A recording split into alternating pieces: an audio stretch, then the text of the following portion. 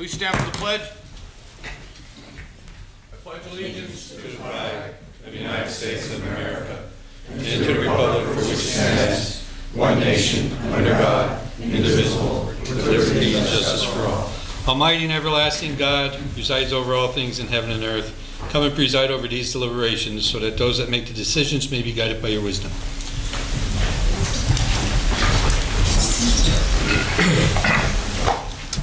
Roll call, please, Mr. Ryan.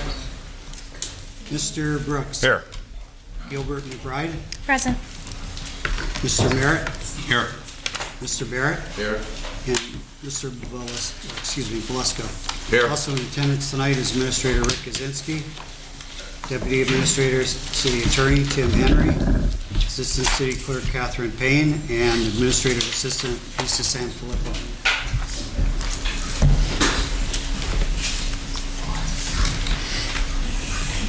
Good evening and welcome to all. Tonight's meeting is a regular session of City Council. Please turn off all cell phones. According to the First Amendment, this meeting is a limited or designated public meeting, as all regular sessions of City Council are. The chairperson is the presiding officer of the meeting. As the City Council meeting, specific rules and procedures of council are followed. The list below are examples of important council rules. They are not intended to be a complete list. Persons addressing the council shall limit their address to 5 minutes. All remarks shall be addressed to the council as a body and not to any individual member thereof. No persons are allowed to address the council from beyond the rail, except the speaker at the dais who has the floor. Chairperson shall preserve order and decorum, prevent attacks on personalities, or the impugning of members' motives. The chairman shall determine all points of order. No person except city officers or the representatives shall be permitted within the rail in front of the council during any meeting without the express permission of the council. Finally, in order to be heard by all here in attendance, as well as to be picked up by the microphones and recorders, when members of administration are speaking, please stand up and speak into a microphone. Council will speak into their microphones at the table. Does anyone from the public wish to speak on pending legislation before City Council tonight? Dan?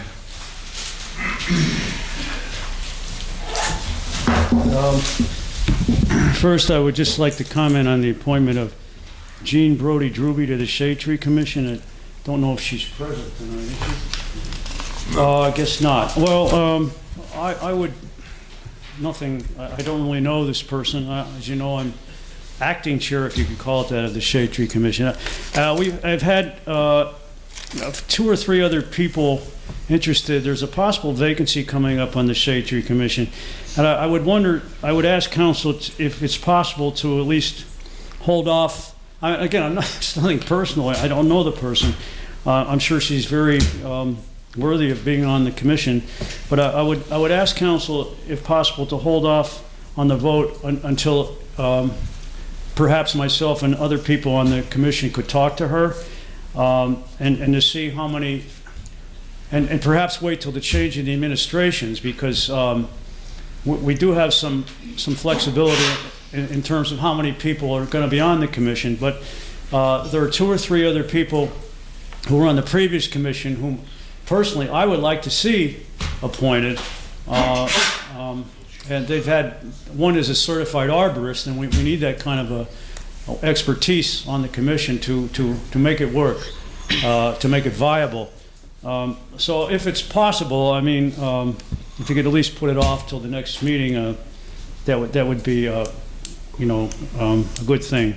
But as far as a couple of the other items on the agenda, a little bit frustrating to see again. An amount, and I realize the city, it's not sticking its financial neck out for this, $2 million for Wilkes University Pharmacy Initiative. This money's coming from the state, and I guess the city, if I'm correct, is acting as a great word, conduit, right? Conduit for the money, sort of. In light of the fact that Wilkes is obviously very well endowed school, and their pilot, the payment in lieu of taxes hovers around $100,000 a year, which is pretty much a drop in the bucket considering how much property they have and how much property they've acquired. I would hope that at least we can leverage this agreement to the point where we can ask Wilkes to maybe kick in an extra 50,000, 100,000 for the next year if we do this for them, if the city does this for them, I mean. I think it's only fair. I mean, the school has undergone a great transformation, a lot of renovation and new construction in the last few years, taking over property that was once in private hands, which means it's no longer taxable, such as the former Bartakowski shopping center there. It's now all in Wilkes' hands, and it's now out of the realm of taxability. So this is not the first time this has happened. I know that the city has done this for Wilkes and Kings. And I think before, I would ask council to hold off on this as a taxpayer and a concerned citizen until this sort of thing can be discussed. I don't think it's asking for, being that the city is hovering on the brink of financial, I wouldn't say collapse, but it's a pretty dire situation. Can't we? Is it going beyond our means to ask them to contribute a little bit more if the city goes out of its way for them? I don't think so. Quid pro quo, that's been kicked around lately, right? One other comment in the time remaining, I just would like to say about the vacating the portions of East Ross Street and South Pennsylvania Avenue for the LCTA's project there. I am against this, and again, coming back to the point of the city teetering on the brink of bankruptcy and in dire financial straits. Mr. Henry, maybe you can answer, have city blocks or portions of the city blocks ever been sold? I don't think that the LCTA, I think this thing should be put on the back burner for now. I guess it has to have 2 readings, right? But I still think that this thing should be put on the back burner, and the Wilkes thing, until these things could be further discussed and more people can comment on them. And I think that, again, coming back to the financial situation of the city, that the city shouldn't be ashamed of itself to ask LCTA, since they're getting a tremendous project here, and I don't care what the number of jobs are being created, they should compensate the city to some small extent for these blocks that the city is going to surrender. I just can't see that to pass this opportunity up to help the city out financially, I think would be a good thing. Thank you. Anybody want to comment, feel free, but it's a little frustrating. Can I?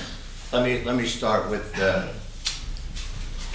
well, we'll start with the appointments, okay? For the Shade Tree Committee, anyone that is interested in appointment can fill out an application. The applications come to us, they come to the mayor, and he picks and chooses. So that's where we're at with that. Let me go back to the colleges in town, okay? The colleges are very, very important to our city. The amount of children that come in, the amount of students that are here for us, and you're absolutely right. We certainly can ask them for more in the pilot program. And we will. Yeah, okay, we will do that. But they are so instrumental in helping us take care of this city. So your point is well taken, and we will certainly ask for an increase in the pilot. And hopefully, I think that they're so good at what they do, they'll give us something. I really believe that. Now, let's talk about the Ross Street portion that we're talking about from Pennsylvania Ave in. And you're all familiar with the Murray Complex. It's basically right now a dead-end street. When LCTA decides to, and they will, when they start doing some progress down there and building, the amount of money coming in for permits is going to be a big boost for our city, along with the amount of employees that they're going to be putting in there. So vacating that one block, which right now is a dead-end block, if you're familiar with that, it goes from Pennsylvania Ave in through the Murray Complex. There's nothing there. So it would be to our benefit, it would be to the city's benefit to do that. So I hope I answered some. Pennsylvania portion of it. It's only from Pennsylvania Boulevard, if you're familiar with the Murray Complex, going in to the rear of it. There's nothing there. Sam, the Pennsylvania Avenue part is nothing that you know as Pennsylvania Avenue today. If you looked at an old map from decades ago, Pennsylvania Ave used to go straight. So that road that you used to use behind Murray's, if you'd ever been there, to access their parking lots is actually the old Pennsylvania Avenue. The city has not maintained that one small block of Ross Street that we're vacating in years, if not longer, and we certainly haven't maintained that part of Pennsylvania Avenue that nobody would even know it was Pennsylvania Avenue if you didn't see it on an old map. Well, that's the part that we're referring to then. Right. I mean, Right. behind the complex. Yeah. So the city is more than happy to vacate those, but they still can't get compensated? Well, like Rick said, what we're We'll be gonna do is, well we're gonna get permit fees. A historically blighted property is gonna be completely redone. There's gonna be jobs and activity down there. I think this is a win for the city. Okay, thank you. You're welcome.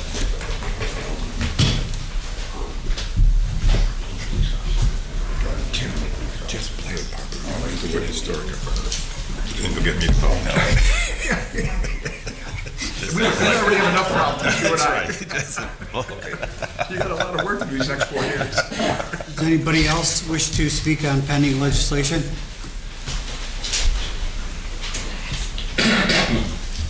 Hello. For the Just your name for the record. oh, sorry, Tony Thomas. Okay. With the RECP grant, with the, just for clarification, the 50% match, is that coming from Wilkes University? One of the guidelines of the RECP is that the applicant or grantee has to have 50% of the funds matched and secured prior. I'm just curious if those were city funds or if that's coming from Wilkes University. No, that comes from the university. Okay, thank you for clarifying that. To speak on this, you know, we are a college town that sometimes hates being a college town. I would like to speak in support of assisting our universities and colleges when they come forward for projects like this. Wilkes University had, and I may be biased here being an alum of Wilkes University, but their pharmacy program and their nursing programs are quite renowned in this area. I'm very proud that my great aunt was one of the first nursing teachers at that college, so I take, you know, a little bit close to the heart anything that they do involving medicine. If this is an opportunity to help facilitate more students into Wilkes University, that is a benefit to that city. We often hear about the brain drain and people leaving this area, but if we have colleges and universities here that can better equip our young people to stay here and also recruit new people coming in from other areas to come to Luzerne County, come to Wilkes-Barre and see that this is a place to invest in and spend time on, I think that long-term benefits the city. So if the match is coming from Wilkes University, as Mr. Brooks has suggested, I believe that this would be a smart move moving forward to help. And as Mr. Gazinski noted, if we can get more contributions as we move along with these type of projects to the pilot program, I think it's a better cooperation. Having more private-public partnerships, it's the future for a lot of municipalities such as ours being cash stressed. So being creative with ways like this, I am supportive of that. And with the LCTA moving to the Murray complex, the new jobs, just for clarification, are those new jobs being created at that site or are they transferred from other locations? Does anyone? Both. Both, okay. Yeah, they're gonna, all of their operations are gonna be unified down at that new location, and there'll be some new things happening there and the hiring of more employees. And they may even have some tenants in portions of the buildings that they're gonna be putting there. Right, and I did note in the paper today a public meeting space, which I believe would benefit various groups throughout the city.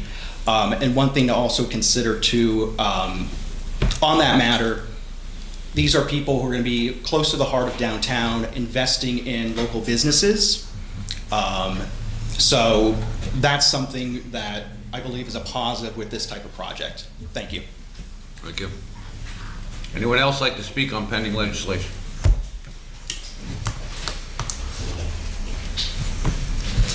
Hi, Jessica McClay, Pennsylvania Ave. My first thing is on the Wilkes University. Just so everybody is aware, I'm on the traffic committee. Wilkes does do a lot for the city. They just redid all of their sidewalks. They did the lighting down there. That was paid for by Wilkes. That was not the city. So everything that they've done down there on that landscaping, Wilkes has contributed, whether it was their property or not. So they have beautified the city, so I'm in agreement with that, and I think that they have done a lot for the city. My second thing is on this ordinance you have for the storage of motor vehicles in private grounds. Seems incomplete to me. I did read through it. It does not state who's enforcing it. It also doesn't state what the fines are going to be. So I'm not sure how you're going to vote on it. Only the portion that is being amended is included. If you go online and look at Oh, the so whole... it's an amended portion? Yeah, this is Okay. just the part that's being changed. All right, And then you can see it in totality if you go online and Yeah, access because the I code of read through the ordinances. agenda and I didn't see, so in the actual one, it says who enforces it, and so you And- just and did lays out- making modifications to it. We're changing one sentence. Okay, so then I actually do have a comment on this though, because it is actually on the agenda. I actually think that the city kind of needs to get their own house in order when it comes to the storage of these vehicles. I live by DPW, I drive past it daily. You are violating everything that is in this ordinance with those vehicles that are out there. So probably might want to check on getting that in order before you start working on the city. Accusing us of having nuisance vehicles. Just saying. I live there, so that's all I have. Thank you. Anyone else on pending legislation?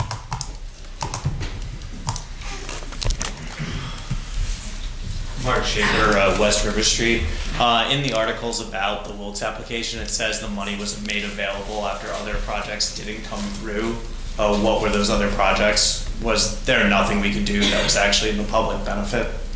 There was one project, I believe, that was supposed to happen for years and years and years, and it kept getting continued and pushed back.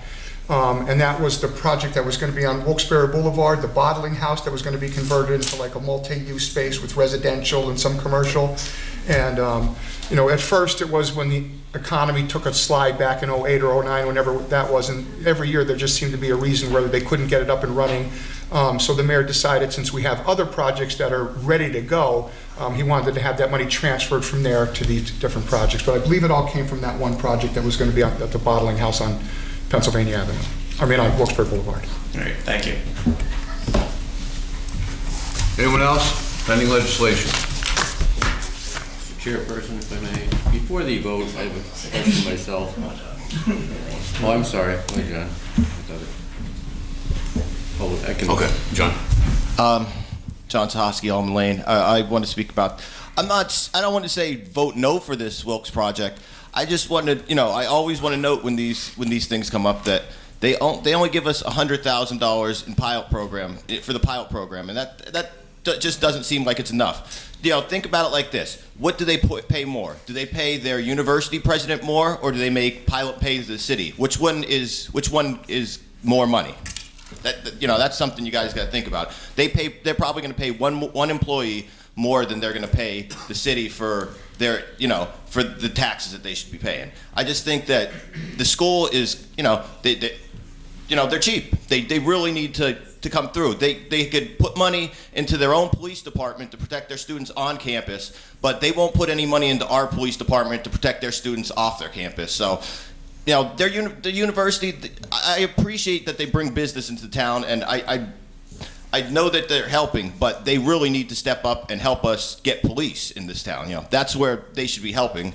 And, you know, the city seems to help them over and over again, and the university only could seem to come up with $100,000 a year. So, I don't know. Anytime that they ask for any kind of money, I think that somebody from the university should come up and at least say what their endowment is. So, just so that everybody knows that they do have money, that they're not, you know, they're not cash strapped. They're not broke. All I have. Thank you. Anyone else on pending legislation? Bill? On this appointment to the Shade Tree Commission, was this individual here on Tuesday? Did I miss her? Not been there, so I'm going to agree with Mr. Troy on this, that I think that this individual should be here. I don't know this person. I feel that I'm not being fair putting her on this committee, appointing her to a committee, ratifying this appointment to the committee, and never having even seen the individual, let alone the qualifications. And not that I'm questioning any of it, but I concur with what he's saying there. I think that at the very least is something that we should be doing. So you making a motion to I make that this be tabled. remove it? Well, right. Well, first of all, I believe, maybe Rick would know, would be able to clarify this, but I believe that individual was a member of the planning committee, was she not? Yes, she still is. She still is. Yes. Okay. So the planning. And her name did come before council for the planning committee, and she was here when she was applying for that position with the planning committee. And So we are council did familiar have a with her chance to. qualifications? We are You did familiar. have a chance to review her qualifications and make comments when she was on the planning, up for the planning committee, so, Okay. for whatever that's Okay, I worth. knew the name was familiar, but I didn't And recognize. if you do want to pull her, if you want to not vote on it, the simplest thing as always is just to pull it from the agenda. I'm gonna make a motion that we do that. Second it? Second. No second, Oh, no? no. Sorry. If by unanimous consent, council, that's all that's necessary. There's no objection. Unanimous consent. Yep, Good. okay. Okay, it's removed from the agenda. Okay, before we get into the voting on the resolutions, I have a couple of notes. First, tonight there is no consent agenda relative to resolutions. So the two resolutions that were on there, now one, will be voted on, they were going to be voted on separately anyway. So it's a moot point at this stage of the game. And also, after the resolution is voted on, there's going to be a vote separately on the minutes. The monthly minutes of board and authority meetings are normally part of the consent agenda resolutions, but since the resolutions will be voted on separately, tonight the minutes will be also voted on separately. Okay, so we just have the resolution first, motion second and vote regarding the Wilkes University Pharmacy Initiative. Motion. Okay, Mike Blusko. Second. Bill. Mr. Brooks. I have a conflict, so I have to abstain. I'm on Wilkes University's Academic Advisory Board. Okay, thank you. Ms. Gilbert McBride. I'm also abstaining due to a conflict. Okay, Mr. Merritt. Yes. Mr. Barrett. Yes. And Mr. Blusko. Yes. Okay, motion passes.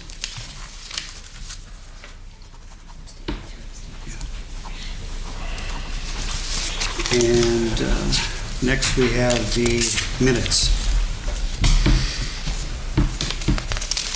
Motion second and vote. So moved. Accepting the monthly meeting minutes. So Tony? moved. Okay. Beth? All right. Tony and Beth. Mr. Brooks? Yes. Ms. Gilbert McBride? Yes. Mr. Merritt? Yes. Mr. Barrett? Yes. And Mr. Blusko? Yes. Motion passes also. And the consent agenda ordinances. Motion second and vote. Motion. Second.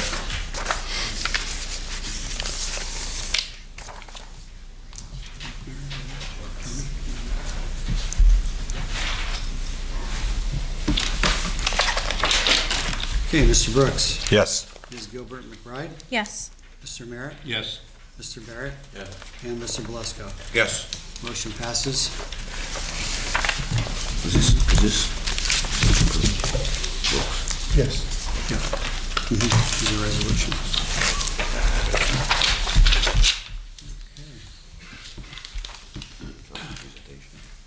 Council presentations. Mr. Brooks, anything today? Nothing yet since Monday. Thank you. Ms. McBride? Just South Sheridan Street, Rick. It needs to be paved or patched, something before the cold months start. South Sherman, South Sheridan. South Sheridan. Yeah. We talked about this at the work session, or? No, No, so it's another one. different one. Okay. That's all I have. Thank you. Mr. Merritt, anything today? Nothing since Monday. Mr. Barrett? No, nothing additional. Thank you. I have a couple things, but they're for Butch, over a couple sewer lines, or sewer grates and potholes, but I'll speak to Butch. Okay, thank you. Okay. Public comment. David Saxton? Thank you. 230 Riverside Drive in Wilkes-Barre. Yeah, I was somewhat shocked about a few weeks back when I saw on Luzerne County Chit Chat that consideration was being given to a very momentous and consequential decision on the privatization of sewer lines in Wilkes-Barre. I found myself rather surprised by that, because I thought such a decision should be brought before the public much earlier and discussed with a much longer period of time than the possible time frame that has been presented. I realize the council has given deep consideration to this and have given a lot of thought to it, but I don't think the public has. We're moving into the Thanksgiving season, the Christmas season. The public is distracted. The public's busy with their personal lives, and we're going to make a momentous decision that's going to impact for decades to come. What does this decision mean? Where is this decision coming from? Why the frenzy for privatization of sewer markets all over Pennsylvania? Since I found that, I've done a cursory examination, believe me, it was cursory, I haven't gone into further depth, about what is happening in relationship to the sewer system frenzy of takeover throughout the state. And I'm going to present a few papers that I hope the council will read before they make any further consideration. Here is a Pennsylvania law sets off a feeding frenzy for public water systems. Will customers pay the cost? Philadelphia Inquirer last September 2018.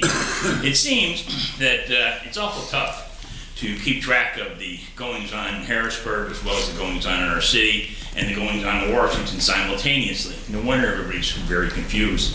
It's understandable given the rigmarole everywhere you look. But the Pennsylvania legislature passed Act 12. Act 12 allowed for the privatization of sewer plants throughout the Commonwealth, but it made a provision that sewer plants can be purchased at the current appraised value, not the depreciated value. You have a sewer system here that's 80, 90, 100 years old, but the current appraised value may be $60, $80 million. And they're going to offer you a big pile of money. And you're going to say, how can we resist that? Particularly a city as broke as we are, as desperate as we are, a city that is landlocked, has an aging population, whose housing stock is atrocious. The housing stock in this city is just falling apart for the lower classes. But, you know, it's a quick fix, guys, girls. And I don't blame you for grabbing it, because there ain't nothing like a sugar high. Ooh, baby. I like remember my Halloween treats when I came home, and I'd be buzzing all night long. Mom said I'd get you the next morning. Well, this is the equivalent of a sugar high, because the money will come in and the money will be gone. And a decade later, when the guarantees wear off, all of a sudden we've got somebody at our throat saying, "I want more. I want more." It's going to be Pennsylvania American or Aqua, who knows? But for those communities who made this deal already throughout the country, they're saying, "What have we got on our hands? We got a monster on our hands. A predatory capitalist monster out to extract rentier profits as much as they possibly can, as quickly as they can." And on who will they do it to? Now, I'm 68. The gentlemen who will be voting on this, I think we have one of you are younger than 50. Oh my goodness gracious, somebody from the early generation. But the gentlemen who will vote on this will probably not be here when the collapse occurs, to the possibility of what the economic collapse will result from massive sewer increases for the working class of this community. I'm saying think of the future generations. I'm going to give this paper to you, another one. I want you to read it and don't forget about it, okay? Because you're going to get a lot of puff coming in. And these guys are going to say, "We're going to give you $70 million. But here's the catch. What does it mean? What is in Act 12? They're guaranteed a 6.5% profit on the purchase price. That's why they're giving you $50, $60 million. There ain't nothing better than a 6% profit on a $50 million purchase, guaranteed. And they'll make the deal that they won't raise rates for 10 years. 10 years goes pretty quick. And then you're going to be saddled up with an angry public. We won't be here. We'll be safely popping up daisies, most of us. But for the Jet generation, they got a problem on their hands. Now, I realize the city of Wilkes-Barre has got serious issues. And I trust the good intentions of every one of you in regard to trying to deal with this, okay? But I think you're stepping into a bear trap. It's the wrong thing to do. Now, there's a phrase for this. There's a great historian, a Marxist historian. God forbid Marx, that terrible name comes up. A Marxist historian named David Harvey. And he talks about the crisis of capitalism, its inability to maintain profitability in light of a contracting economic environment and diminished possibilities. So what they've done, they've changed their orientation to accumulation by dispossession. Accumulation of dispossession. The primary motive of capitalist enterprises is accumulation of profit and its dispersion through increased stock price and dividends. That's how we have a situation where 3 people in America have a greater annual income than 50% of the American population. A morally grotesque situation if there ever was one. So in any case, to make a long story short, I have 2 or 3 more minutes here, maybe 1 minute. This is what you're facing. Another example of that. It's happening in schools, and it's happening in every public aspect of our lives. Accumulation through dispossession, and inevitably your generation will be poor, your generation will find yourself like a feudal such state where a few people will own everything. So, Mr. Saxon, this for you here. I'm done. please Thank finish you. up. Thank you. Not going to leave me here. Mr. Chairman. Read this at your leisure. Examine. I also have a couple other ones right here. Here's one about the Jersey being log rolled. Just like so many things are being log rolled. Here's another one from the Washington Post. Here's another one on the how privatization is destroying taxpayers and endangering health throughout the country. And that's just the beginning. And I hope to be coming here again with petitions as well as teach-ins to our citizenry regarding the dangers of privatization. It needs to be discussed. And finally, we need a referendum. Thank you. Okay, thank you. As you so eloquently spoke, I will like to add something to this. This council has a daunting task ahead of them. Nothing is going to be done in an expeditious moment. Nothing. They're going to take their time and look at this. We have many problems, as you stated. Your sugar highs can turn into sugar lows next year if nothing is done. And what I mean by that is your millage will go up, as I've stated many times. Your taxes are going to go up. Hope to God we don't go at 47. But this council right now, we've been working on this. This council has not even been versed in all of the intricacies of what's happening. I will tell you this.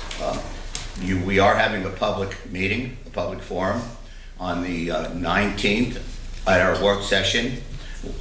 The PFM, who helps us do these operations, will be here, and they'll also be at the public meeting at the council meeting on the 21st.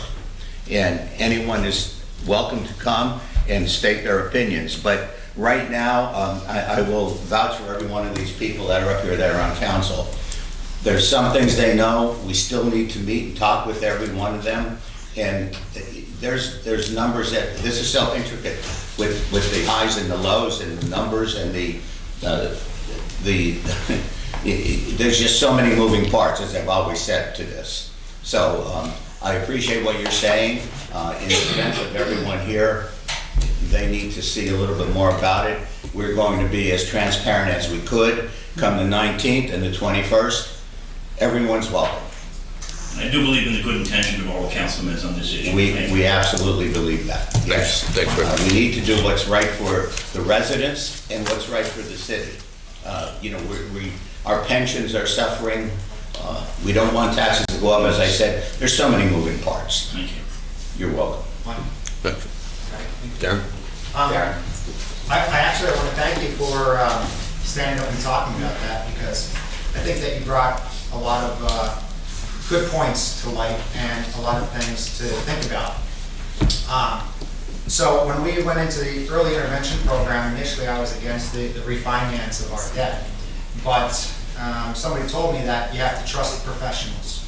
And when I looked at the other cities in our area or across the country, across the state, there's kind of like a plan that they all use. And the first thing is, to refinance your debt to try to get some more working capital.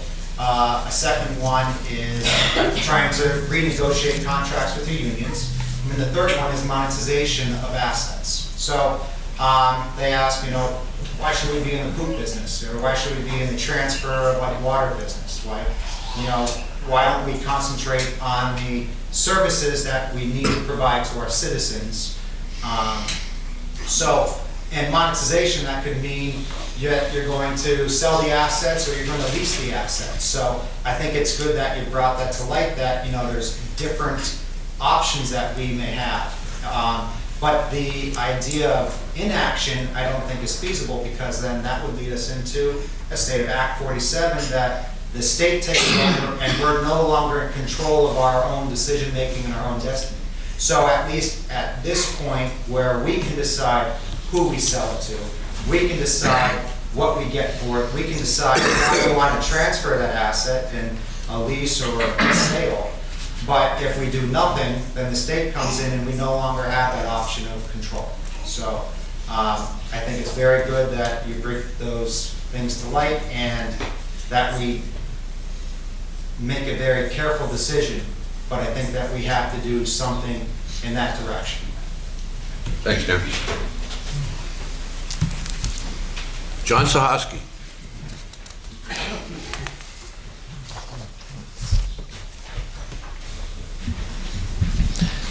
John Sahoski, Almond Lane.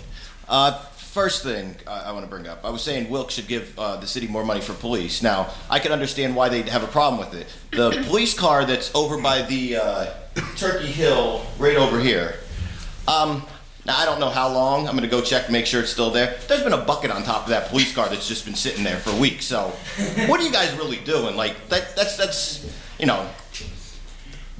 just shows that whoever parked that car there, nobody's looking at that car. That's just a complete joke. It's very disappointing to whoever that responsibility is, and somebody should be held accountable for that. For I don't know how long a bucket could stay on top of a police car that you guys leave parked in a random parking lot, but I don't know. I don't know what to say about that, but somebody should be held responsible for that. The sewer issue.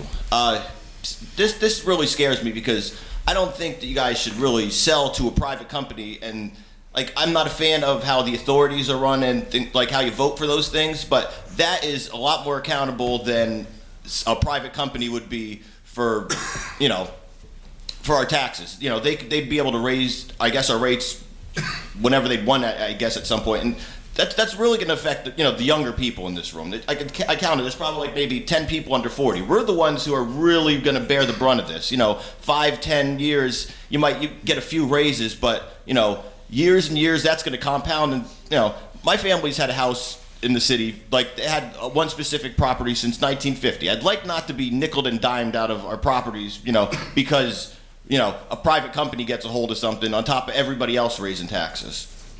That's all I have. Anyone? Any other comment? Sure. So when you invest in your infrastructure, 80% of that investment should be below the streets, not above the streets. So you're looking at a service that's over 100 years old that is starting to crumble and needs to be updated. So the question is, should we go into further debt, raise taxes to maintain that system, or should we sell that system and then help finance some of our own debt, shore up our pension funds, make improvements to the city? So those are other issues that we got to think about. There's a lot of work that's going to be done. So would you be in favor of raising taxes to maintain that sewer system? Oh, I'd like to see if there's other ways to pay for it. You could look at grants. I always say, LSA grants should be used for infrastructure. That would be one, where you guys would, that'd be a suggestion where maybe you guys put 1 year in for that and try to get as much as possibly done. Correct me if I'm wrong. Does other towns, other towns run through our sewer system as well? Yes. Yes. Why wouldn't we go out and, we don't charge for any services for those towns, correct? We don't. No. Maybe we should ask those towns to maybe also help us maintain that infrastructure, since their water is also going through our system. Maybe we got to, get some teamwork, because was there any attempts ever to maintain any of these systems? To maintain? Yeah, to maintain the sewer systems. Has there been constant maintenance on it? Us? Yeah, city. That's one of the issues right now. One of the issues is the general fund is trying to maintain, and as Darren spoke about, these are so old, there's not enough money in that general fund to maintain them. And this is where we're just being drained of money. So, Darren also spoke about leasing. Leasing might be a good thing, but in the long run, I'm not sure if the companies involved, as this gentleman mentioned, PAWC and Aqua, do they really want to lease it? And if they do want to lease it, are we still responsible for maintaining it? It's just like, as I mentioned earlier to someone, I own a vehicle and I lease it. anything goes wrong with that vehicle, I take it right back, and they pay for everything. So if these companies want to lease, number one, it'll be at a much lower premium or a much lower dollar amount that they're offering right now for the sale of it. That's number one. Number two, are they going to want to come back to us and say, you're responsible for all the maintenance? That would kill us. So, as I said earlier, there's so many moving parts to this. We need to really take our time and do this. And if there's a decision made to sell this, we're still not done, because PUC, it'll take 5 or 6 months for them to do some exploration and decide also. So yeah, to get back to your first question, maintenance on these are really, at this point, killing us. And anything on the police car with the bucket on it? I saw that yesterday morning too. Yeah, it's been a while from what I've heard. John, before you walk away, going back to the sewer issue, I do share the same concerns that you do regarding the increasing of the sewer maintenance fee and everything like that once we privatize. I understand that the city is cash strapped, but residents are also cash strapped at this point. I pay almost $3,000 a year in taxes, plus compound that with the sewer maintenance fee, recycling fee, and all that, and it's a lot for residents. You know, I know I'm not the only one that goes through that. So I think that before council does consider something like this, they do need to think of the younger generation, and they need to think of young homeowners that have to deal with this for years to come. Even if they don't raise the fees initially, they're going to raise them eventually, and we really need to consider that before we move forward. Yeah, I don't want to come back here 30 years complaining about this. If you're still coming back in 30 years, then we have a problem. John.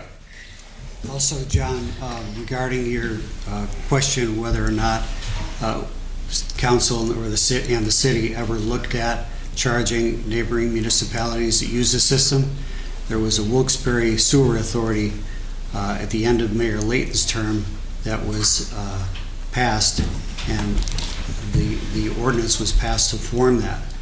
But that was right at the end of his term. Mayor George came in, and nothing ever happened with that. So I believe that's still on the drawing board as a possibility, and I believe that's one of the moving parts, as Rick mentioned, that is in the mix of doing something like that, having a Wilkes-Barre Sewer Authority and charging neighboring municipalities who use the system. Like, that's already in place through the council already, so that's just... There already is an ordinance, they just never met. Like, they just don't have a board and that kind of stuff? Correct. Okay. Yeah, they never sat for never had a first meeting. John, just one more thing, and this actually would be for everyone. If a decision is made somewhere down the line that we sell, the money that would come in would shore up our pension funds, number one. We would have money in our accounts to handle whatever comes down the pike. So the young people that are living here, and if their taxes are eventually thinking they're going up, if we don't do this, and you're paying $2,000 a year now, Beth, in some taxes, if we don't do this, just think what they're going to be down the line. So how many of these young people will stay here? We've got a wonderful college with Wilkes, Kings, some other places. How many will stay if those taxes, the millages, keep going up and up and up? So we're at a point now, again, with all these moving parts, where we want to make it right for the residents of the city of Wilkes-Barre and right for the administration. You know, my heart goes out for the new administration and this council. Thanks, John. Thank you. Tony Thomas? Tony Thomas, 18 Oakley Lane. First, I would like to congratulate Mr. Brooks, Ms. Gilbert-McBride, Mr. Belusco, Mr. Barrett for winning re-election.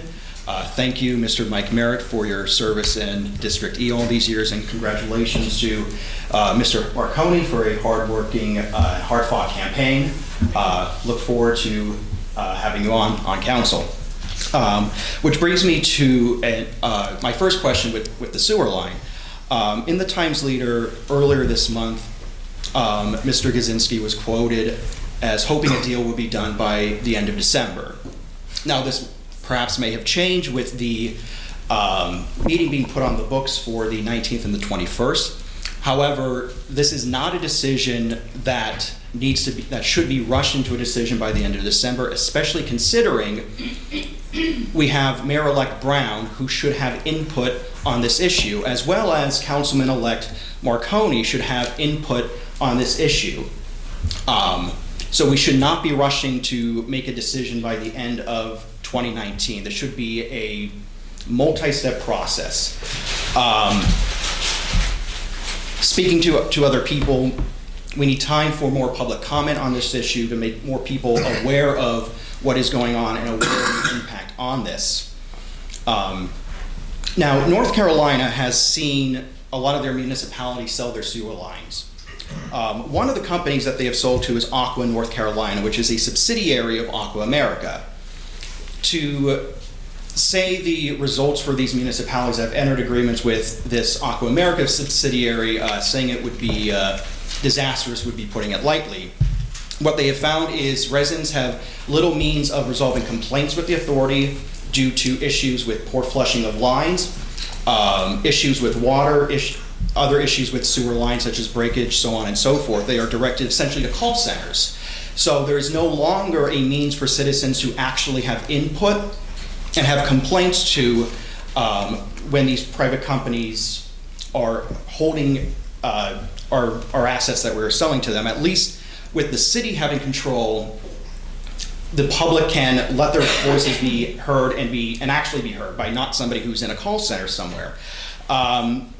According to Clean Water for North Carolina, private utilities charge on average 59% for water and sewer services than publicly owned utilities. In North Carolina, Aqua's statewide rates are 40% higher than the North Carolina median for water and 69% higher than the median for wastewater.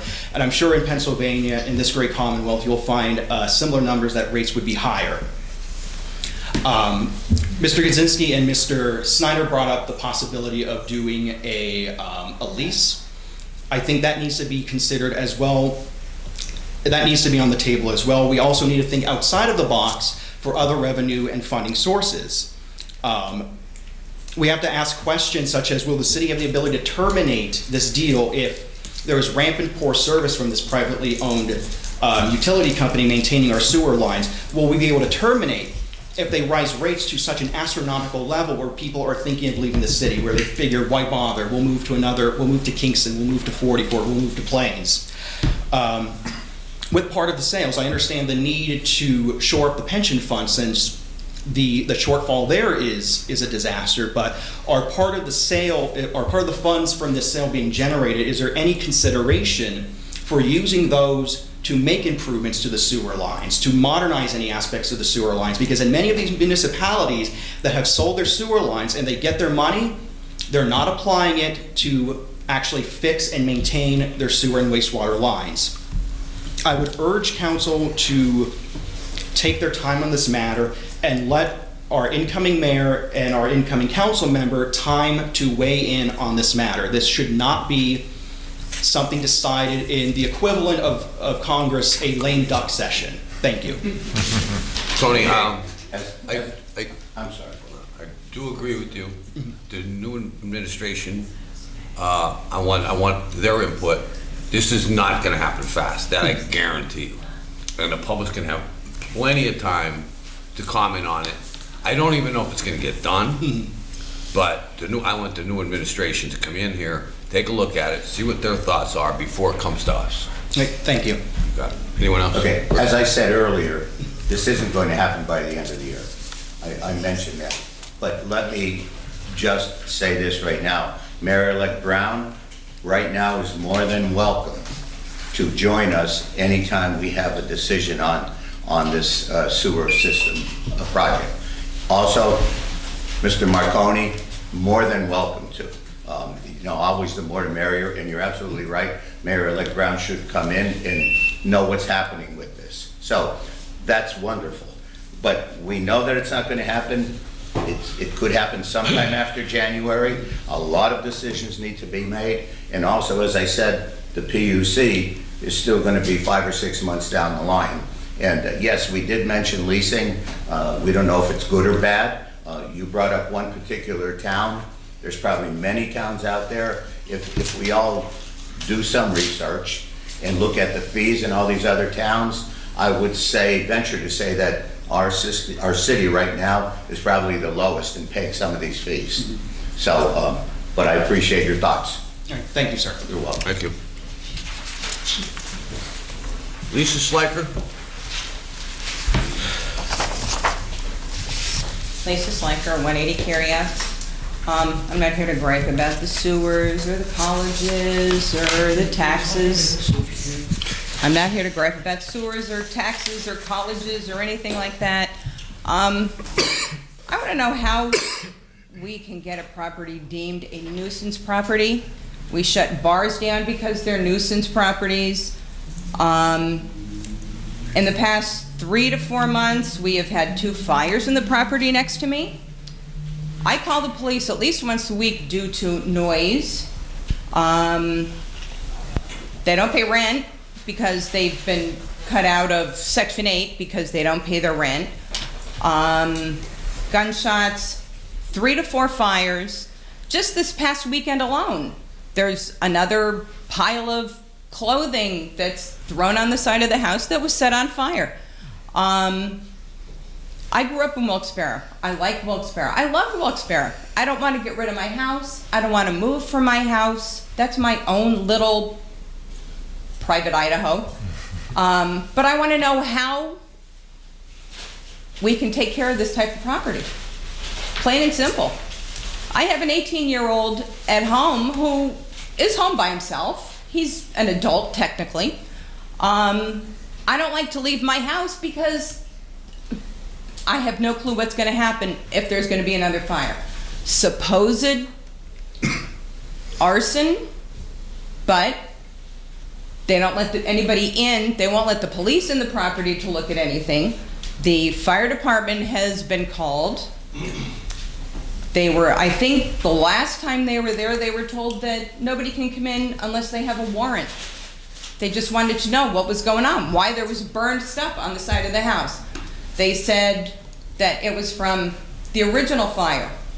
It's rained since then. I have photographs of burned stuff on the ground, singed marks on the ground. I need some suggestions, some recommendations, something. Mike, I've talked to you about it. Rick, you drive past it. Tim, is there anything that we have on the ordinance with something? There's nothing that would be the equivalent of like that they have for nuisance Shut it down, laws. yeah. Right. Obviously, they're subject to all the criminal rules And and code enforcement. nuisance and code enforcement. Rental inspection. All that stuff, right. But there's no mechanism that I know that would be So comparable. there's nothing we can do, so when this place burns, and I cannot lay, and I'm not a real tall person, I can't lay head to foot between the properties. They're that close. So when it goes up in flames, my house is going next. Who's covering that besides my fire insurance? Mr. Rick? Rick, isn't Joe Rodano involved in homes like that? We've called. We've marked called. it down. There's been code been there. Who else has been there? Department's been there. Fire department's been Health there. department's been there. Code, yeah. Is that We've called 82, children 84? and youth. 182, We've 182, 184 Cary Ave. Right on the corner. Got that? There's 2 smoke detectors going off now Constantly. without batteries. Yeah. Okay. It's Cary Ave, 182, 184. 182, 184 Cary Ave, right on the corner of Elizabeth and Cary Ave. I mean, there are people in front of this house, what would you say, 10, 12, 14, at a time just hanging out on the porch. I've seen it. Yeah, I mean, and I mean, we take care of our property. You know, it's not like it's the whole block. It's this property. It's Eugene Wu. Everybody roll your eye, because everybody knows who Eugene is, and everybody knows how he handles his properties. I'm frustrated. I'm afraid. I am, plain and simple, I'm afraid when I go to bed at night. I have no clue what I'm looking at when I come home from work in the afternoon. You know? Thank you. Okay. So, any suggestions? I would appreciate it. Somebody look into it. you know. Rick's gonna check with, I think that tomorrow morning will be a priority to talk to a few people, not just one. Please, I I'm know checking to the exactly- garage. I know where- Yeah, I mean, you know how it is, you drive past it every morning. I'm only about 8 houses from it. Yeah. myself. maybe a little bit more police presence too, like just hang out there. Yeah, I call, like I said, I call at least once a week, just for the noise alone. You know, 2, 3, 4 o'clock in the I feel morning. sorry for you. It's bad. But if anybody could do anything, I would appreciate it. Thank you. Thank you.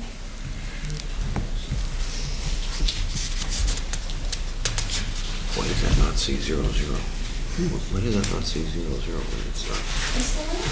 Every time you spin it on, it's a different number, like. It's just the way they construct it. They never make it 00 when it's not. That's the way they did it. This was specially made for us. Oh, really? Yeah. Sam Troy?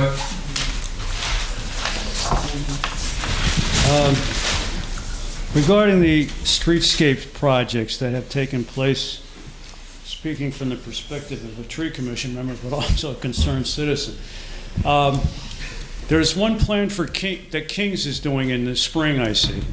I wanted to bring this up first. And I would really appreciate it, of course, we have a change in administration coming here, but the 4 of you who are the incumbent who are staying on for the next term maybe want to consider this. To have some parameters, guidelines, criteria, whatever you want to call them, for these people who are this, I guess King's is committing itself, I'm not sure of all the details, but I don't know what role the city has in this. What role did the city have in the Wilkes project, which I guess is near completion? I see they planted a lot of trees, they put in new curbing and so forth. All in all, I guess it's beneficial to the city, but they didn't cut down a lot of trees. I know some of them were diseased.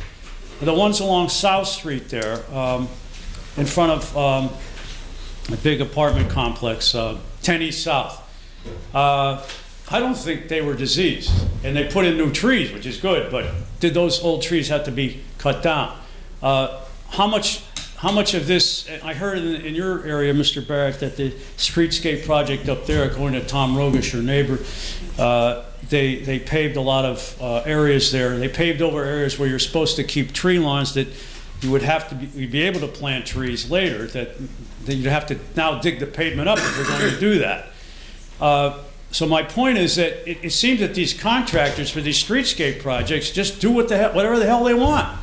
And I think the time left, I have some other things to discuss, but I would hope in the future, maybe we can continue this discussion. Maybe the 4 of you can at some time come to a tree commission meeting where we can discuss this and see if we can establish some parameters so that this sort of thing doesn't happen again. I don't think the city, I mean, maybe you think differently, Mr. Barrett. I don't know from what happened up there. I haven't seen it.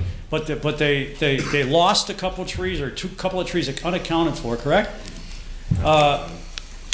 And they did pave over some areas there. But, all right, I suppose that might be something for a future topic. But in the time remaining, I just did want to get back to the sewer thing, and the related point being the budget. Now, is this true or false, Mr. Gazensky? Our reporter here from the Times Leader wrote that Mayor George estimated the sale could raise $30 million sale of the sewer system. Without a sale, the city's options are raising property taxes or applying for financially distressed declaration. You're talking like this is something we could put off for for a few months, the discussion of the sale of the sewer lines, which I guess is good. But according to the newspaper article here, it's almost now or never. If this sale doesn't go through, the city is strapped to the point where it's going to have to raise taxes, and I'm sure that's going to be a considerable increase, or it's going to have to apply for financially distressed declaration from Act 47. So those are the 2 options. So my point is that this article is off the mark, I guess, right? From what I infer from your discussion. Maybe you can clarify that. Also, there were supposed to be briefings done Wednesday and Thursday behind closed doors, which I don't appreciate as a citizen who's interested in the democratic process. Were these hearings held? Were these discussions held? They weren't. No. So why did he print this up here then? Okay. Okay, so there were no briefings. So this thing, as far as we can tell, I'm inferring is being put on the back burner. And you implied also that one of the incentives for the sale is the city wouldn't have to spend a lot of money to maintain, and this is just a storm sewer system, right? Sanitary sewers, this should be clarified also. Sanitary sewer system is maintained by WVSA, correct? No?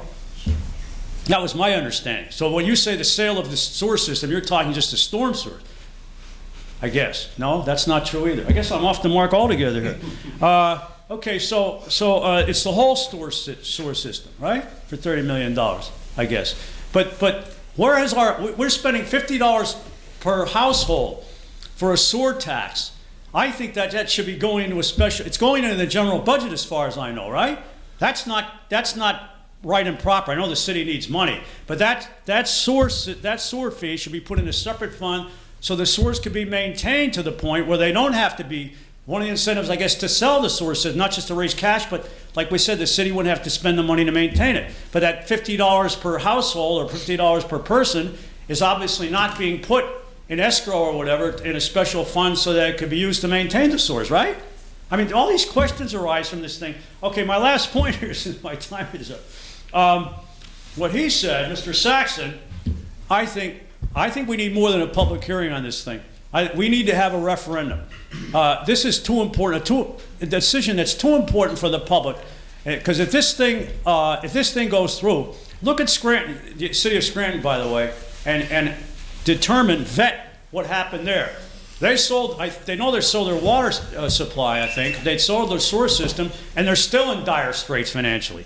So I'd like to know if that is necessarily going to bail us out. Maybe you can fill us in with some of the details there. I don't know. Okay, let me start from where I think you started.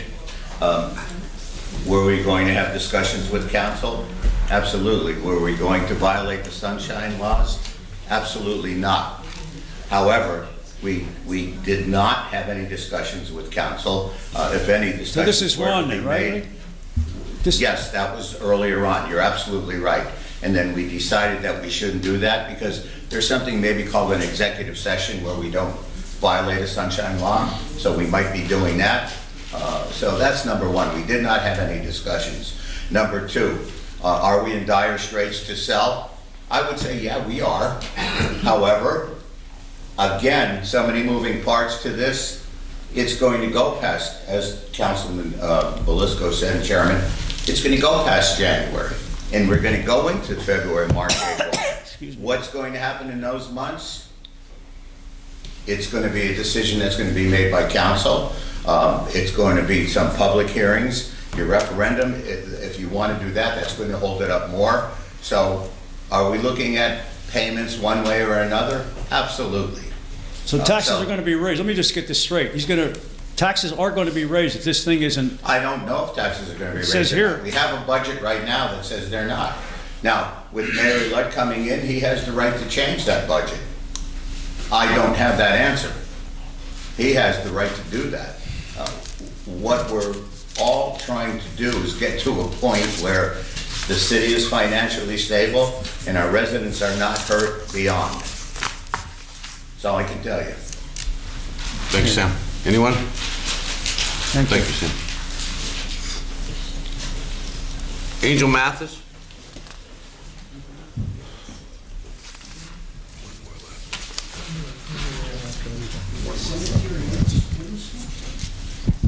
Angel Mathis, Wilkes-Barre.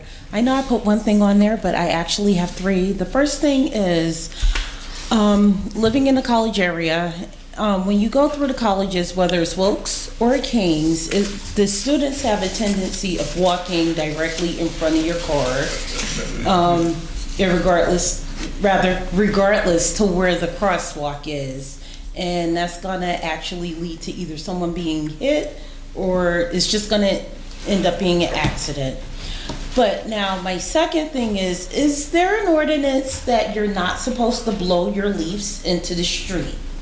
And the reason why I ask that is 7 o'clock in the morning, every other morning, there is an employee at King's that goes out every morning, 7 o'clock, and I'm not complaining because it's within the ordinance that they're out at 7 o'clock. And they go out with the leaf blower and blow all the leaves for the entire block into the street. And then when you get days like this where it rains all day, my poor landlord comes out of his business from his job and he actually go out there barefooted, raking up the leaves out of the sewer drain that kings blow into the street, because they fly over across the street and they clog the drain. And I just feel really bad because he's literally out there barefoot, shoveling up leaves so they don't clog the one drain that we have on that one side, on the side of North Main. And my third one, oh my gosh, I just thought of it, but that escaped me, but I will be here next council and I will write it down and address that. Thank you, Angel. I don't believe we have an No, I ordinance don't think so. specifically related to blowing leaves in the street. Why is he barefoot? One, because a lot of times, because he works in a restaurant, he doesn't want to drag it all back into the kitchen that he's cooking in, because that would be another health issue. And if the drain there isn't unblocked, the entire sidewalk floods. It floods from the street into the sidewalk. No, I know what my third thing is. Sorry about that. I do remember my third thing. My third thing is, now, I spoke with both Bill and Mike about this, but now this is my question, because I know by law, the homeowners are responsible for the sidewalks and the repairs. But now what happens when it's a tree in the tree lawn that actually damages the sidewalk? Is then the homeowner still responsible for them? Yes. Yes. Yes. Yes. So, okay, I just wanted to know, because playing devil's advocate. So that means not only would the homeowner have to repair the sidewalk, but they have authorization to cut that tree down that's destroying their sidewalk that's in the tree lawn on the public side. Yes. Went through the same thing last year. The sidewalks were destroyed because of the tree. I had to take the tree down and replace the sidewalks. There was no other way around it. The tree roots were growing up. Yeah, yeah. You might. Yeah, the city doesn't do it. I don't think Sam would like it either. No, but there was no choice in that matter. There was no sidewalk. Yeah. Okay, thank you. So, Angel, I'm wanting the Office of Economic Community Development to look for money to help lower income people with that problem, because it is expensive. It's like $1,000 to take a tree down. It's more expensive if you have to sue them. Right. So if we can find a program that we could help people with that, and then replace the tree with the proper urban tree, that won't happen again in the future. Thank you. You're welcome. Mark Schaefer.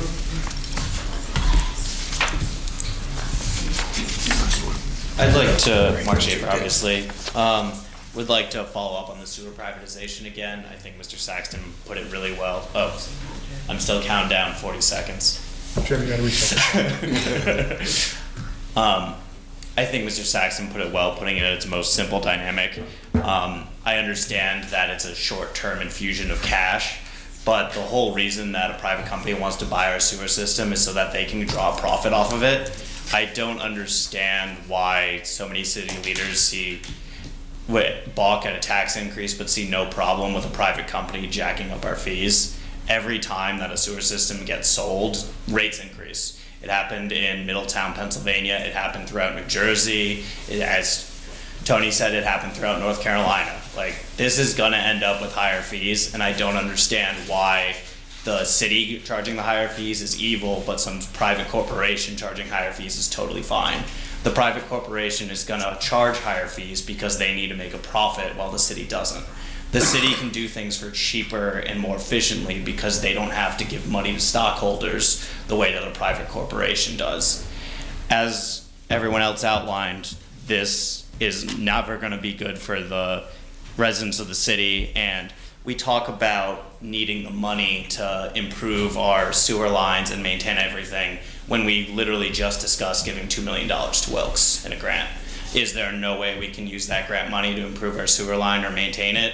Do we instead have to give it to universities? Same thing with LSAs. Is there no way we can use this variety of grant money to improve our sewer lines rather than ending up giving more money to private corporations.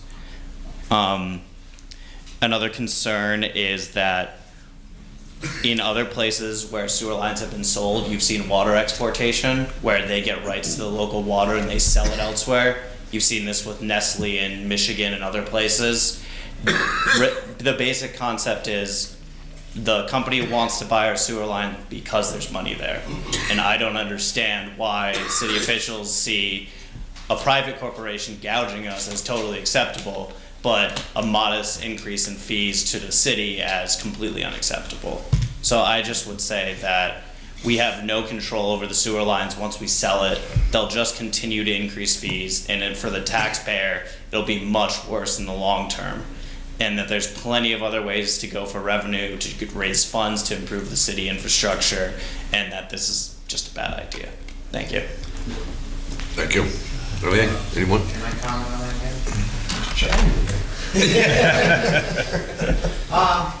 Again, we're following the early intervention plan that the state has given us. So, again, when I say listen to the professionals, in the end, it's going to come to either we decide who and how we sell the sewer system, or the state decides who they sell the sewer system to, but it's getting sold, in essence. So I would rather stick to the early intervention plan, go along with the plan, avoid the Act 47, and choose our own path, as opposed to having the state come in and choose it for us. I'm sorry, still 2 minutes, so I'll take it. I don't understand the dynamic of us having our own choice. And the idea that we need to focus on our basic services. I feel like sewer is the most basic service the city can provide to its residents, and that once you sell something, you have no control over it anymore. Whereas now we have at least some degree of democratic control over our water supply and our waste disposal. Once you sell it, they can do whatever they want with it. They can jack up fees and do zero maintenance. If you want an example in another industry, if you look at California right now with all the forest fires, a lot of that is because they privatized energy and the companies aren't doing basic maintenance on their power lines, and they're exploding and causing fires. What these private corporations are going to do once they take over our sewer is never maintain it again, and they're going to take that money and they're going to jack up our rates at the same time, because they have no reason to care about the quality of our services. There's no free market in your water supply. There's one source of it. You can't go out and pay someone else to bring water into your home. So there's no competition, so they can charge whatever they want for as poor of a quality of service as they want. And that's why you see, as Tony pointed out, every time that this has happened, it's resulted in higher fees for citizens. So if you need to increase rates to make it fundable, that's fine. It'll be a lot less than the private corporation is going to increase fees. Mark, you talked about a modest fee. I understand everything you're saying. Yeah. But let's talk about what you said, a modest fee. We couldn't get $10 increase at 20 cents a week for our, was it recyclables or whatever? We couldn't get that. Nothing more modest than 20 cents a week. We couldn't do that. So your modest fee, in your mind, I understand it. But we got to look at, again, the whole picture. But we have to be honest that, like, that when you say sell it, you're saying fee increase. Like, that's gonna happen. That's a basic, that's gonna happen. Everything's gonna be weighed out. We're gonna weigh it out. Doesn't mean it's gonna even be sold. Let me make that clear. We're gonna weigh it out. Yeah. But it should be clear. You're gonna have public comment with PFM on this. All right, thank you. Motion to adjourn. See you in 2 weeks.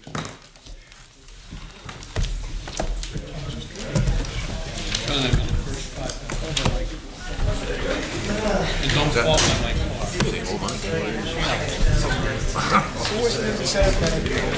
Hold on.